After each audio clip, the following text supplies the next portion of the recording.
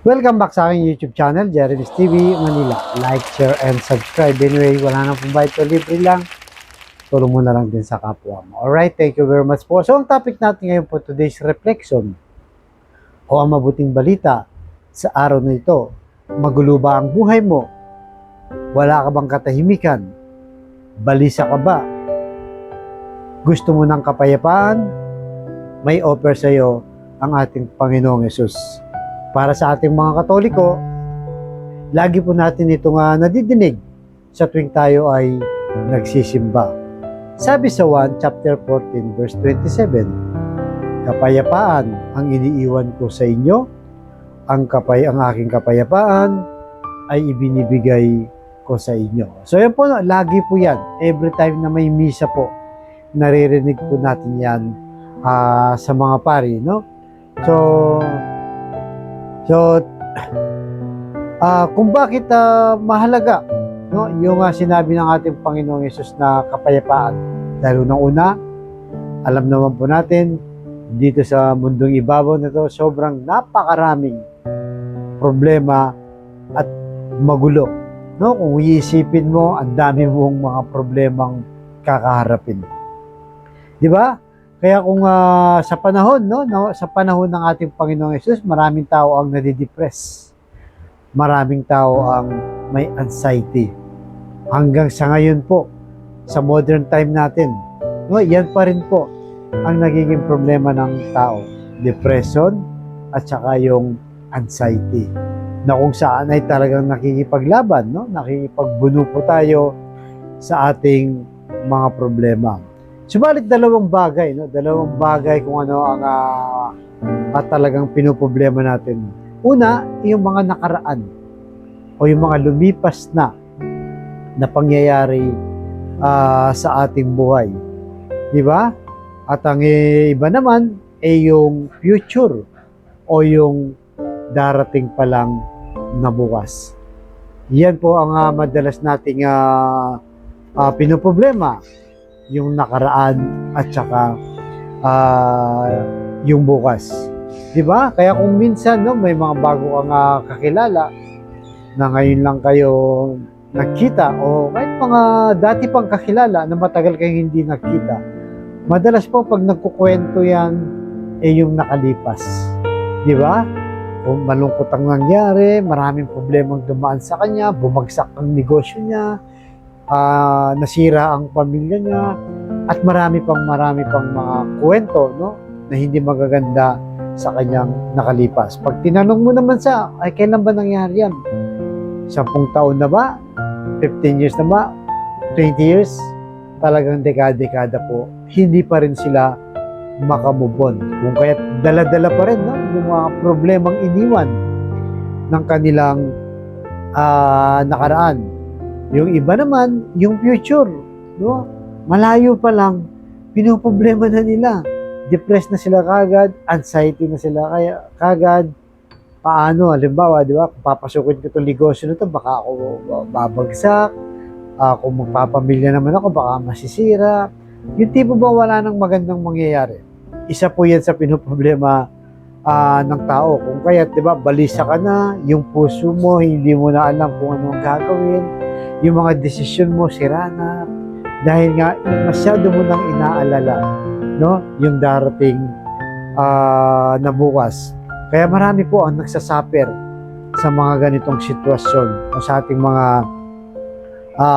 kapwa tao, no? Na wala pa rin, hindi pa rin makatulog, ang dami nang iniisip, ang dami ng problema, hindi pa naman nangyayari. Kaya talaga pong natutulala ka pa, nasisiraan ka pa ng loob. Pero kung titignan, sa isip lang naman yun. Hindi pa talaga nangyayari sa totoong buhay. Kaya yung inaalok po ng ating Panginoong Yesus ay tunay. No? Tunay na kapayapaan sa ating buhay. Di ba? Ano ba yung tunay na kapayapaan? Kagaya ng sinasabi natin kanina, ang problema ng tao ay nakaraan at saka yung future. Subalit, ano sinasabing kapayapaan ng ating Panginoong Yesus? Ito yung to appreciate, no, the moment Kumbaga, i-appreciate mo, pahalagan mo yung sandaling ito na nabubuhay ka, nandyan yung pamilya mo. Ano pa? To appreciate life, yung buhay mo ngayon na maging na maayos, di ba? Wala mang masyadong pera, pero payapa naman ang buhay niyong magpapamilya. Walang nag-aaway, di ba? Maayos ang relasyon, kumakain kahit papaano, hindi naman po nagugutom, i-enjoy mo lang. Napakasarap po, no? Kung ano yung nandyan, talagang i-enjoy mo lang. Kasi yung iba po, no, hindi po nila nakikita yung present. Meron na nga makain, napapaaral na yung mga anak, kahit papaano nakakapasyal, no? Kumakain naman 3 beses sa isang araw, parang hindi pa rin masaya. Kulang pa rin, wala pa rin payapa dahil nakita niya yung kapitbahay niya, nakita niya yung kanyang kaibigan na asensado na, may kotse na, nagtatravel na kung saan sa bansa, may negosyo na, hindi ka tuloy makontento. Wala ka tuloy kapayapaan. Di ba? Yun pa rin ang lagi mong iniisip. Di ba? Yung pagka-failure mo nung nakaraan, di ba? Yung pagka-dismaya mo sa parating pa lang na panahon. Kaya yan po, no, ang tunay na kapayapaan ng ating Panginoong Hesus. Hindi naman niya sinasabi na kalimutan mo na yung masamang nangyari sa iyo, di ba? Yung malungkot na nangyari sa iyo. Ang sinasabi ng Panginoong Hesus, matuto ka na lang. Di ba? Para sa hinaharap ay alam mo na kung ano ang gagawin mo. At hindi rin yung bukas, no? Wala ka pa rin kapayapaan pag lagi mong iniisip ang bukas. No? Ibigay na natin yan sa Diyos. Siya nang bahala dahil siya naman po ang may control niyan. Kahit gusto mo pang mabuhay na bukas, kung ayaw na ng Panginoon, hanggang dito ka na lang, hanggang dito ka na lang. Kung gusto mong yumaman bukas, kung hindi ka talaga yayaman, wala ka talaga magagawa. O kahit ayaw mong yumaman, pag gusto ng Panginoong Yesus na yayaman ka, kasi matulungin ka. No, mabait kang tao, yayaman ka, wala pong makakapigil sa Diyos. Di ba? Kaya po, ang importante po ngayon ay yung kasalukuyan po. Di ba? Masaya tayo dapat kung ano ang meron tayo. Makontento na muna tayo kung ano ang meron tayo. Ipagpasalamat muna natin sa Diyos kung ano ang meron tayo. Darating din ang bukas. Siya nang bahala dyan. No? Ang importante lang, gawin lang natin ang para sa atin. Yung trabaho natin. Di ba? Sa ating mga Pilipino, may kasabihan po tayong nasa Diyos ang awa, nasa tao ang gawa. Kaya huwag mo nang isipin pa kung ano yung bukas. Ang sinasabi ni Lord, magplano ka muna ngayon. Ako nang bahala bukas. Di ba? Ganun po. Siya na yung bahala sa mga plano natin. Kaya pagsisikap ang ating gagawin para makamtan natin ang plano natin sa awa ng Diyos. Yan po ang tunay na kapayapaan. Hindi yung kahapon, hindi yung bukas, yung ngayon po. I-enjoy na muna natin kung ano yung kasalukuyang nangyayari. Lalo pa, kung maayos naman ang pamilya natin, isang napakalaking blessing na po yun.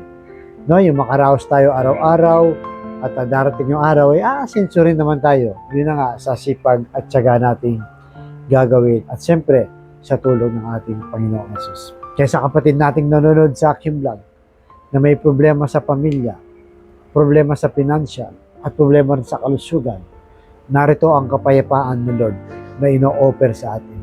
Sabayin mo ko sa napakasimpleng dasal na kung ikay maniwala at magtiwala sa ating Panginoong Yesus, ay tsak yun pagkakalob sa iyo sa tamang panahon. So type yung manalangin. Lord, bless niyo po mga kapatid naming nanonood sa aking vlog na malubha na po ang karamdaman. Lalo na po yung tita namin na patuloy na nagre-recover sa kanyang kalusugan at i-bless niyo po ang kanyang asawa, si Tito Rolly, na patuloy na gumagabay sa kanya. At lahat po, Lord, ng may karamdaman ngayon, ipuhin niyo po ng iyong mapagpagaling na kamay. Naplusin niyo po. Tanggalin niyo po ang kanilang karamdaman. Alam naman po namin na walang imposible sa iyo kung yung loloobin. At ganoon din po, sa pamilyang gulong-gulo po, walang kapayapaan sa kanilang miyembro ng pamilya. Ipuhin niyo po ang kanilang puso na maging mapagkumbaba, mapagpasensya, mapagpatawad, payapa sa pamilya, at higit sa lahat ay mapagmahal sa bawat miyembro ng pamilya. At ganoon din po sa financial na kailangan namin lahat, lalo na po yung mga kapatid namin walang-wala. Ultimong pambili ng 1 kilo lang ng bigas, pinoproblema pa kung paano nila iraraos ang kanilang pamilya. I-bless niyo po ang aming hanap buhay para sa aming mga pamilya. Patawarin niyo po kami sa aming mga kainahan at kasalanan. Ang lahat ng itiniling namin sa matamis na pangalan natin, Panginoong Yesus. Amen and amen. To God all be the glory. Sa ngalan ng Ama, ng Anak, ng Jesus, Espiritu Santo. Amen. Thank you very much po, and God bless.